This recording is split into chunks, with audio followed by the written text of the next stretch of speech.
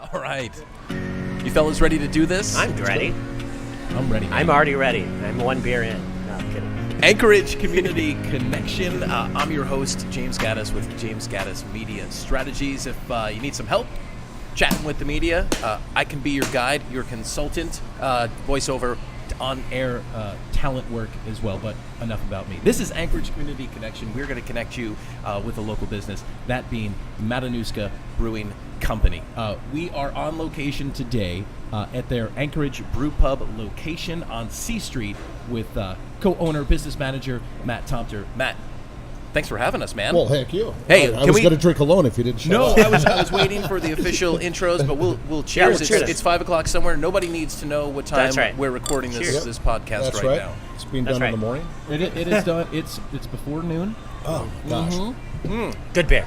Beer makes you Fantastic. feel the way you should feel when you're not drinking beer. I should say what I'm drinking, actually. This is the 9.2 Earthquake beer.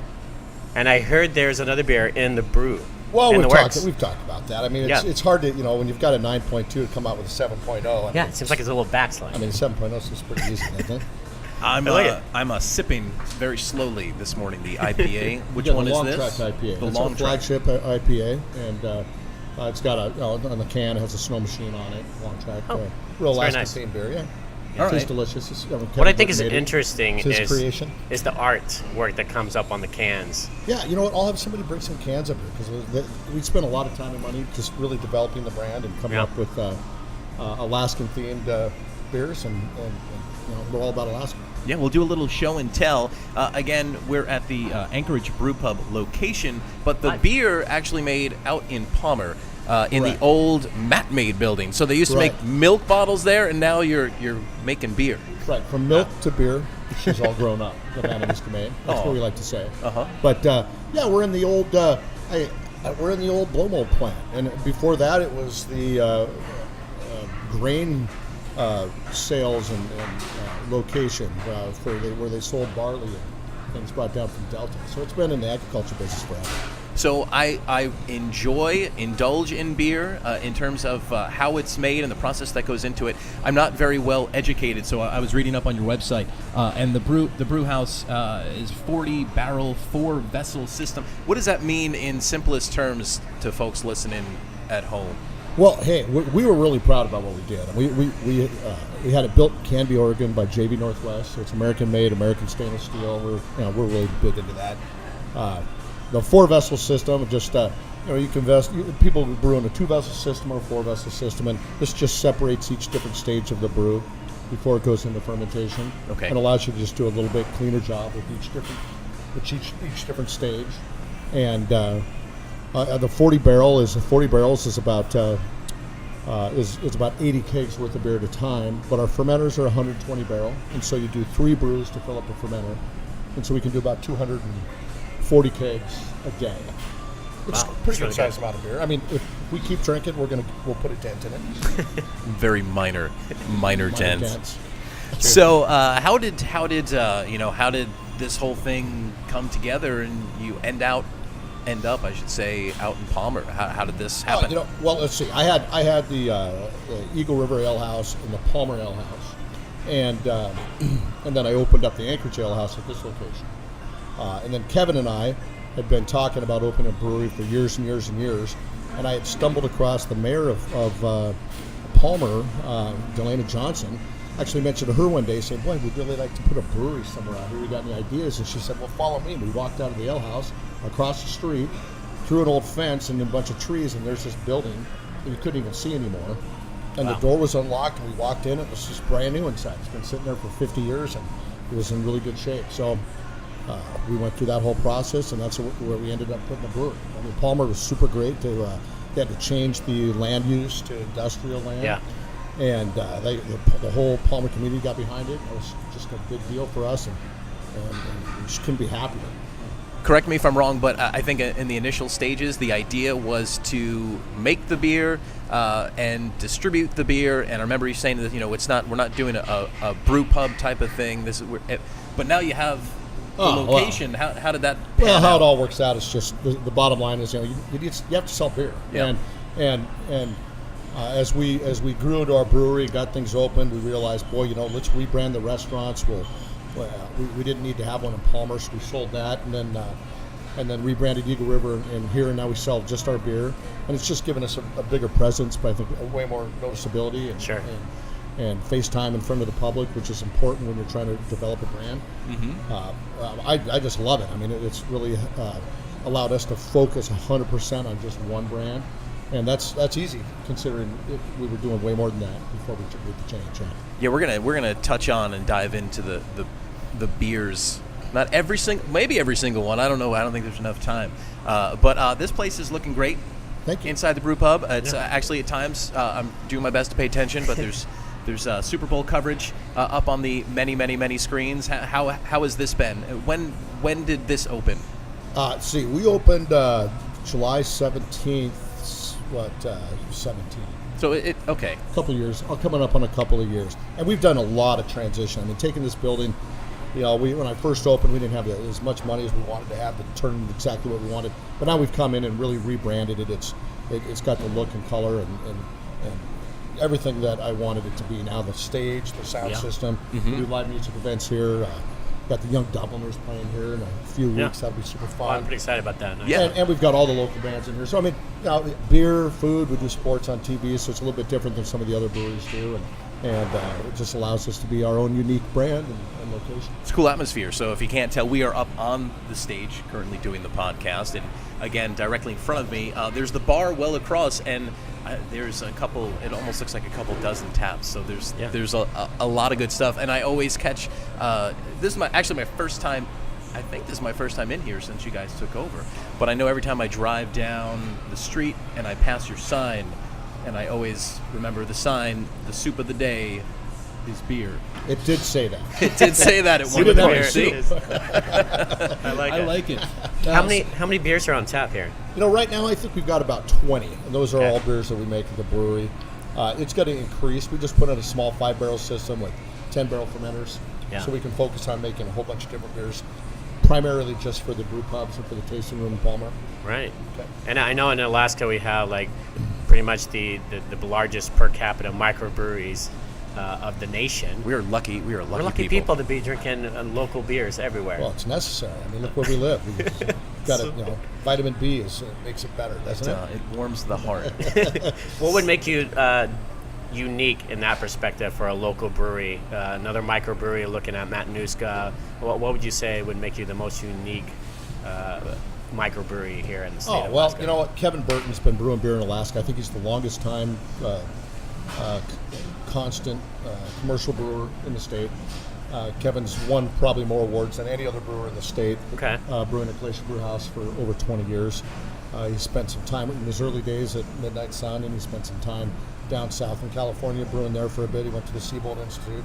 So Kevin is a perfectionist and an artist, and quite honestly, there's no better person I'd want to be working with in our brewing company than Kevin. It's just we've got Sure.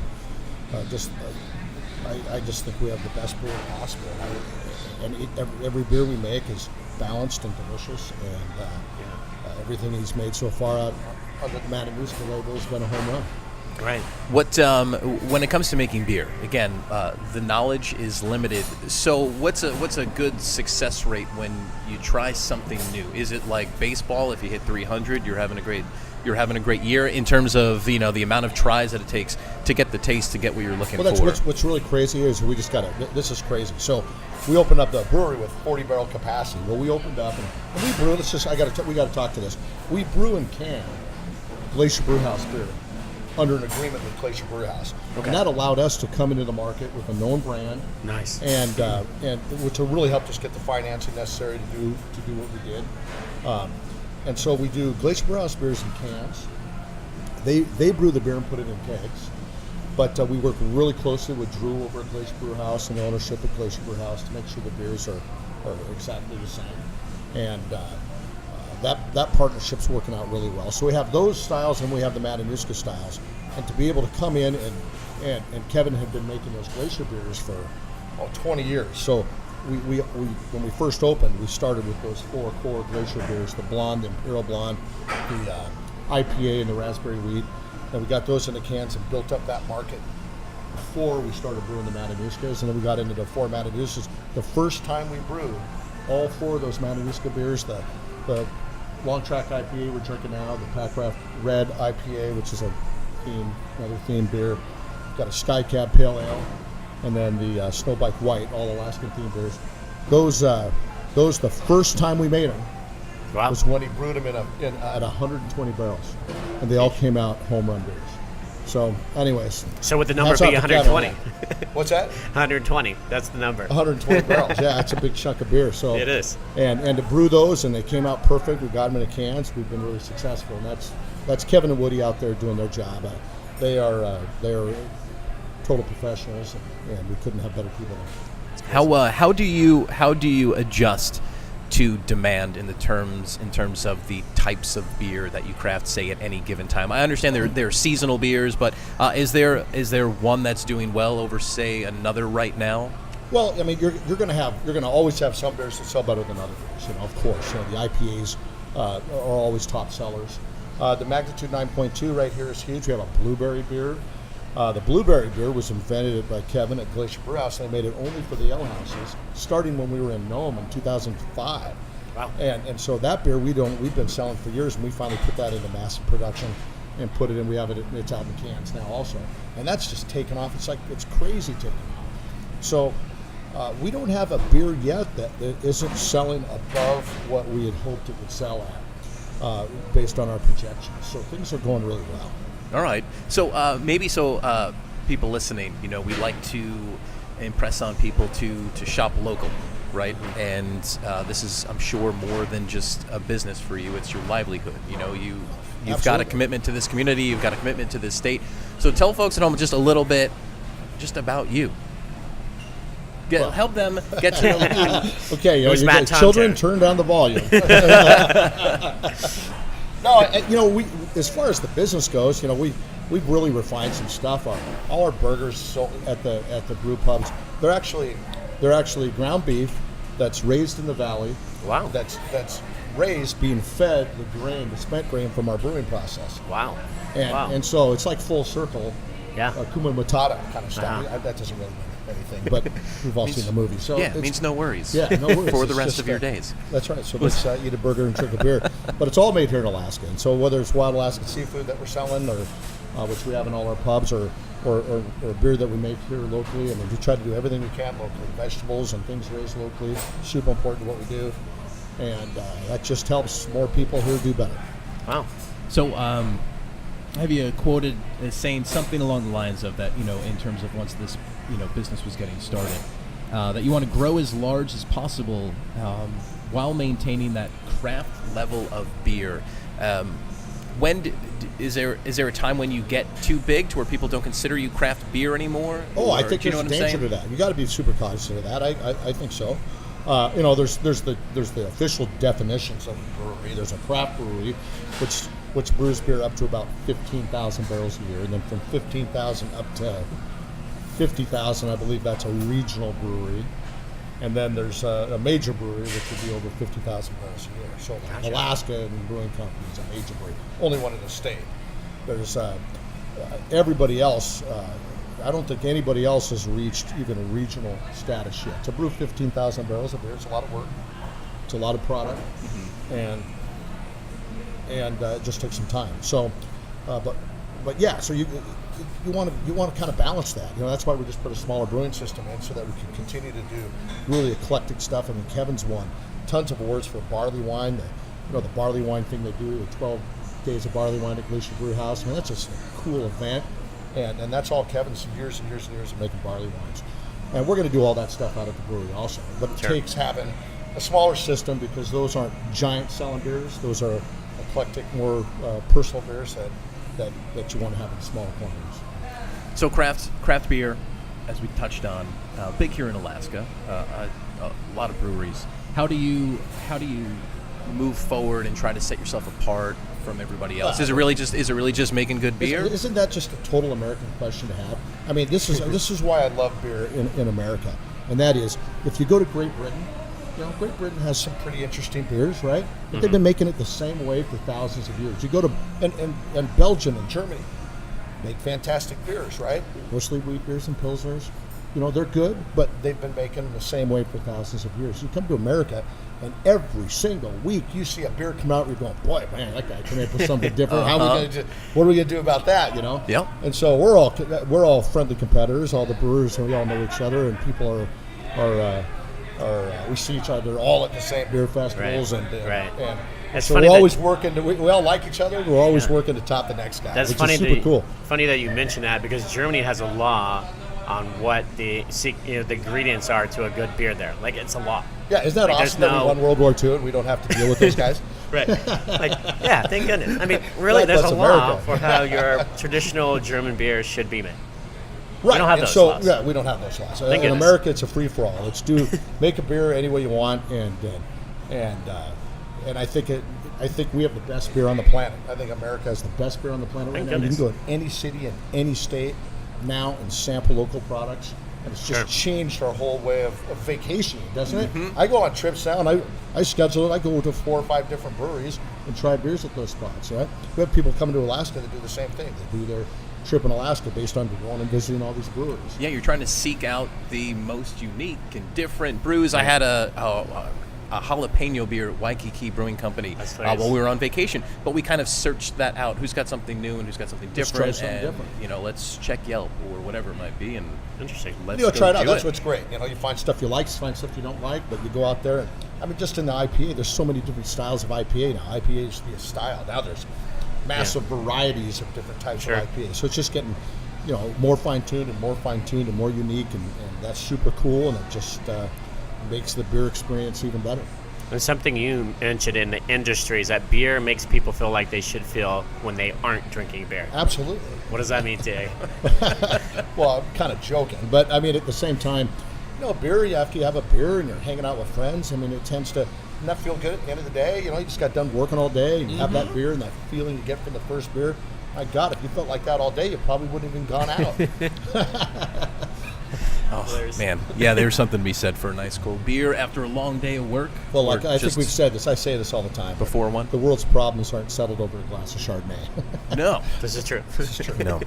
The reception, Matanuska Brewing Company, what's it been like up to this point? It's still relatively in its infancy, I guess you could say. We haven't been It's open only been a year. Yeah, we have, not even yet. February 14th. It'll be our first brew is February 14th. Happy Valentine's Day. Yes. Oh, it's huge. There's somebody out there that'll feel good about that. We were busy working.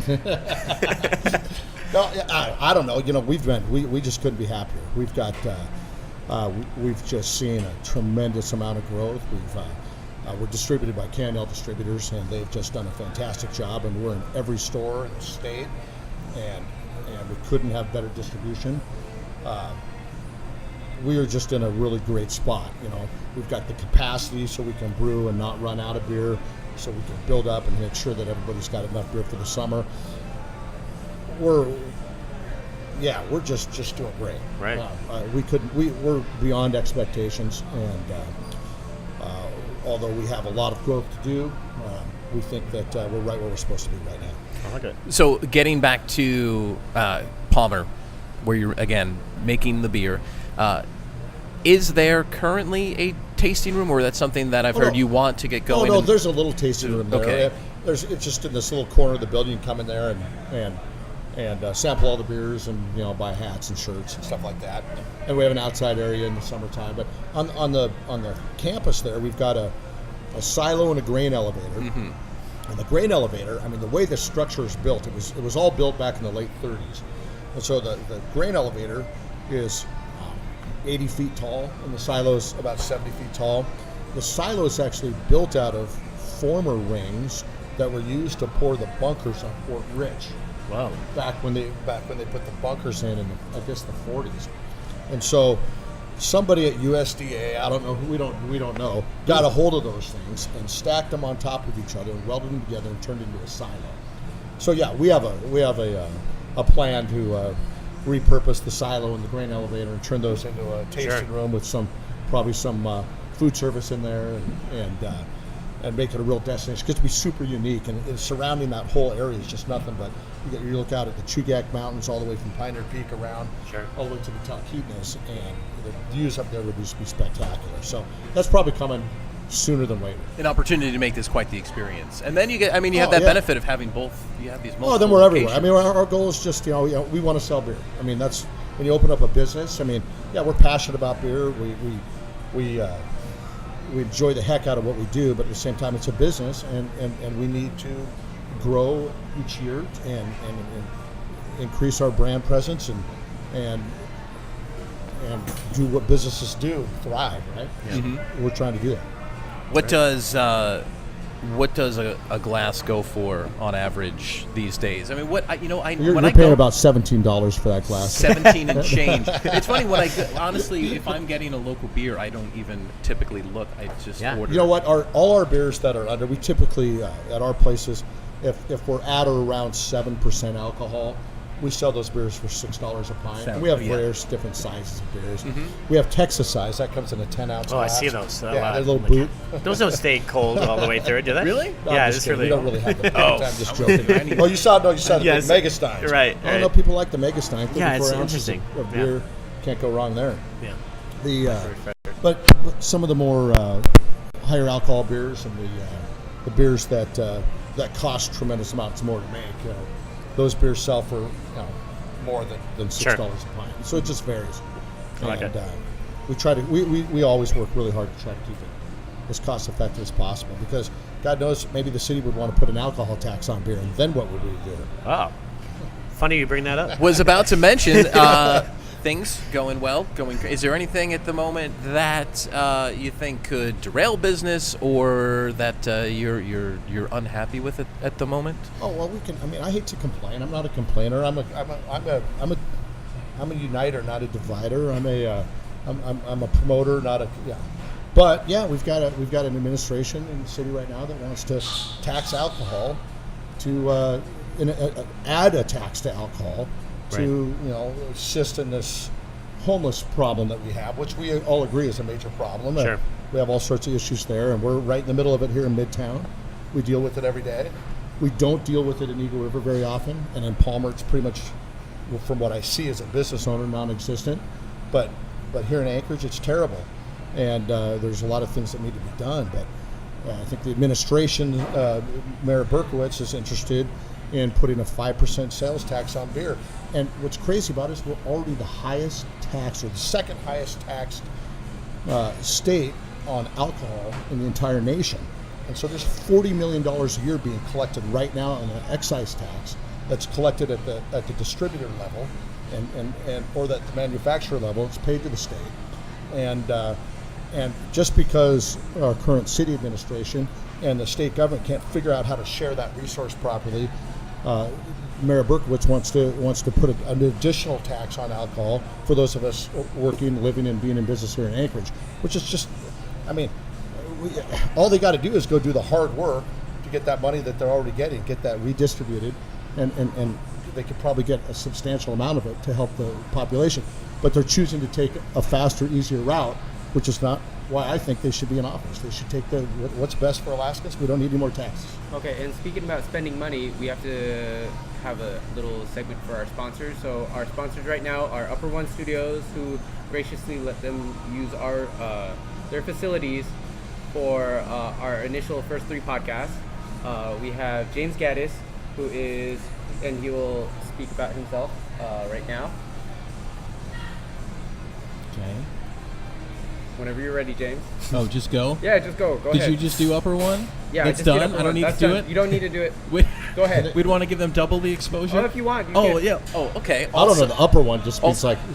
Oh, also, James Gaddis Media Strategies. If you need a little help getting your story out to the media, I can help you. Do voiceover work, on-camera talent work, whatever you are looking for. I can help you tell your story. It deserves to be told, and I can do it. If they won't, James Gaddis Media Strategies. And then we have Zach over here with real estate. So explain yourself. I'm with Jack White Real Estate. I partner with the community to help you buy or sell, or even property management in your local area, in your community. Call me today. All right, and then me, myself, you don't see me on the camera. However, my name is Don. I do photo, video, podcasting, and everything in between. So, and then we will be back to our regularly scheduled program. Perfect. Wow. I'm almost done with my beer. Yeah, we were talking about the proposed tax coming on board here in the community. For crying out loud, we just went through an earthquake. The alcohol That's very industry. I mean, go talk to Brown Jug and ask them how much damage or how much losses they incurred, and during an earthquake, and then look at how much money that cost them, because most of us had damages that weren't covered by insurance. I know we had about $40,000 worth of damage in Eagle River that we just had to pay out of pocket. That takes a tremendous amount of total sales. To make $40,000 at a restaurant, you basically need to do, $1 million worth of business to be able to create that much profit. Well, that right now, the first $1 million we make or sell in Eagle River this year is all those profits are going to go to repay us for the costs of repairing the restaurant, buying new product, and everything else. So there's businesses all across the city and everywhere else, and Eagle River's part of the city, and that. Also retaining employees too.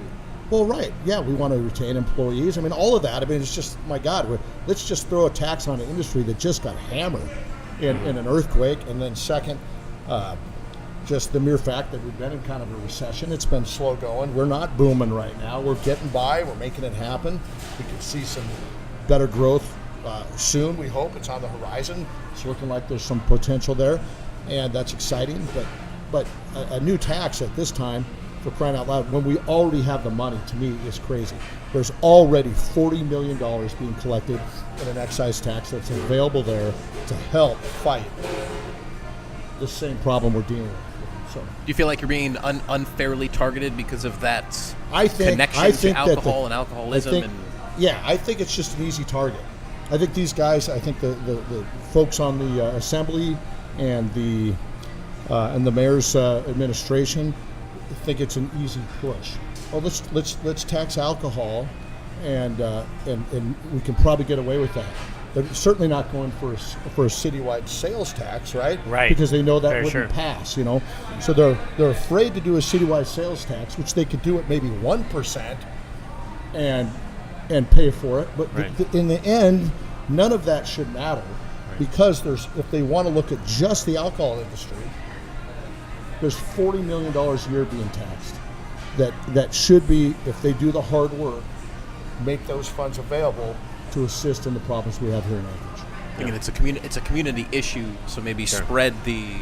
And I'm glad that we're getting to hear from Matanuska and different owners of microbreweries, because this is what is affecting essentially our consumer coming in saying, okay, well, I love to come to Matanuska. However, 5% tax on more, which is an addition to raising the price of your current industry in itself, right? Oh, right. Sure, it's just a tax increase. It's just more money out of the citizens' pockets, right?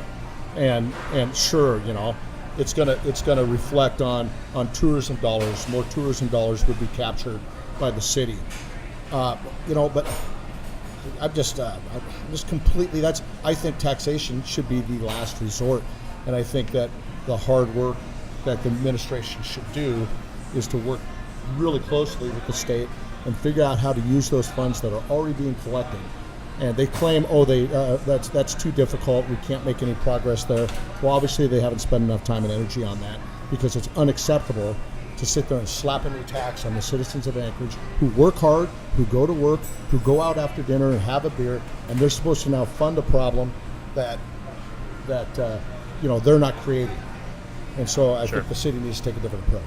I like it. I know you and other business owners speaking out like you are right now. Is there some sort of a concerted effort or group or something that's come together to help fight this, or? Well, I think Where the will you industry direct is people? pulling together right now. There will be there'll be a plan to educate the public on what's going on, and because I mean a 5% tax on alcohol today it's an opening to another tax or raising the tax in the future. And I think we've been successful running a city for many years without any type of sales tax, and I think that to take that leap just because the current administration is looking for an easy out. I mean, for crying out loud, I think it's illegal to panhandle, isn't it? I mean, we don't even enforce the laws. It's illegal to panhandle, And if that was enforced and the police had the ability to actually do something about it, which with SB 91 they really don't, and I don't need to go into all the politics here, but for crying out loud, we've created an environment where it's difficult to enforce the rules, and so let's just tax the citizens and throw more money at a problem that really could be controlled if we followed the rules. That's kind of what I think. All right. Okay. We better start talking about. We're gonna do the wait and see. We'll see how this plays out game. Cheers, Anchorage. Cheers. I like it. Get a little. I like it. Get a little serious. Well, Just as we've been talking, I can tell I'm starting to ramp up. smell well, the Good, yeah, restaurant's that's getting good good ready to open. I things. think What we- is there? Is there a open yet? signature dish or anything, or what here at the at the Anchorage Brew Pub? Yeah, at our spots, we do. We have the hand pressed, locally grown hamburgers are really popular. We do pizza better than most, and we have a lot of wild Alaskan seafood.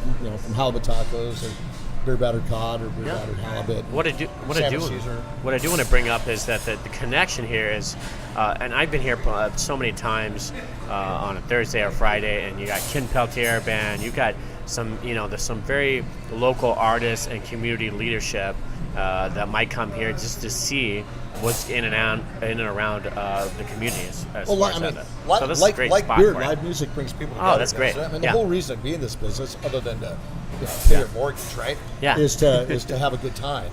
And I look at I work hard, but I don't look at it as a job.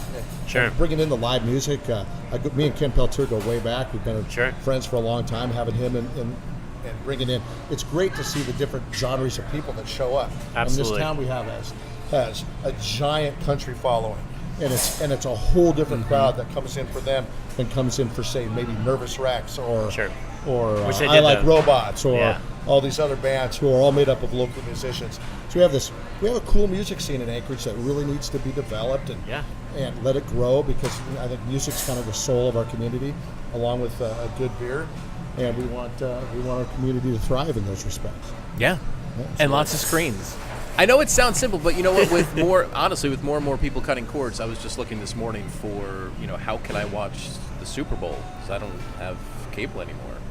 I mean, I'm sure it's going to be on every screen here. Oh, But we have big screens. The drop-downs are here also. Giant sound system. It'll be there cranking are in here, options in Anchorage. I think it's safe to say there aren't a lot of options to go and catch the game. This looks Not like where a you can fantastic drink every place to Matanuska do it. beer. That's what I'm saying. Right here. Do you guys do the fights yet? Is that something? You know what? Potentially, we typically have UFC? it. We'll do them in Eagle River because we have a separate dining room upstairs where we can close it off. Because ultimately, we're here for everybody, and so we'll have a family sitting there with the kids eating dinner. And we've just found over time that showing the fights or big those MMA fights that's something that excites a lot of people, but also turns a lot of people off. And so we're careful about what we do with that. It's hard to shut down a restaurant to show a fight, and we're not really. That's really not part of our program. But we show them upstairs in Eagle River. That's one of the things we've done.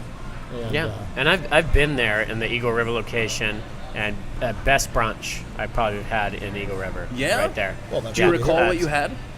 It was definitely it was a Mexican plate, I want to say. Just a Mexican skillet. Yeah. Skillet Oh, thing. fantastic. So Sunday brunch? Yeah. Okay. Fantastic. We do brunch.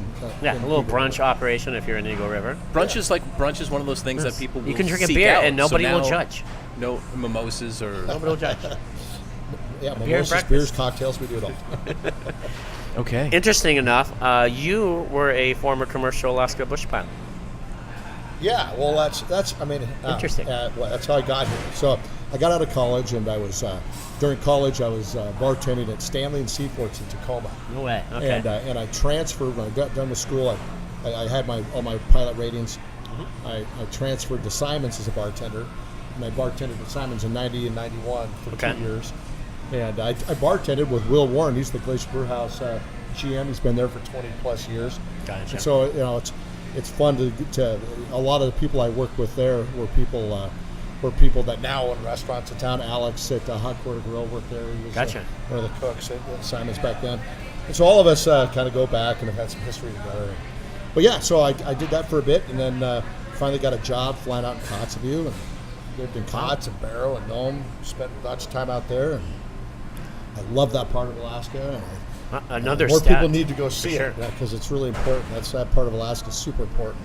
Yeah, that's crazy. But but then I kind of I ended up in Nome, and I opened up the little pizza shack on the side of this hangar, and that's kind of where we got started. We called it Airport Pizza. The owner of Cape Smythe Air Service, Grant Thompson, was the guy that he actually said, Matt, let's call it Airport Pizza. So we opened up a pizza shack, and it just took off. And all we did was sell pizzas, and we put them on airplanes and send them out to the villages. So that's how we got started. And that just blew up, fresh pizza in the village. Yeah. And so, Wow. then we built a real restaurant, and then we sold it 6 years later. Then we moved to Anchorage, and here we are. And here you are. Yeah. Just What would you say your biggest impact to the community right now is by being here in Anchorage? Biggest impact? I don't know, we employ, 50, 60 people, and we, which is important. People need jobs. I think we're a fun place to come. I think it's casual. Sure. I think people like the beer and the live music. I like to think we're putting a little bit of soul back into the community by having a place that's fun to be at. By the way, if you've never seen Nervous Rex, fantastic group of a bunch of guys. I saw them in years. Those guys, half of them are school teachers. Wow, They're music interesting. teachers. And so what's great about Nervous Rex is we've always had, we've done daytime shows or 7 p.m. shows, 7 to 10 at the Palmer Ale House. We used to do that. And those guys would come out, and you'd see families come out with their kids, and the kids would be a trumpet player or a trombone player. Yeah. And you actually get to see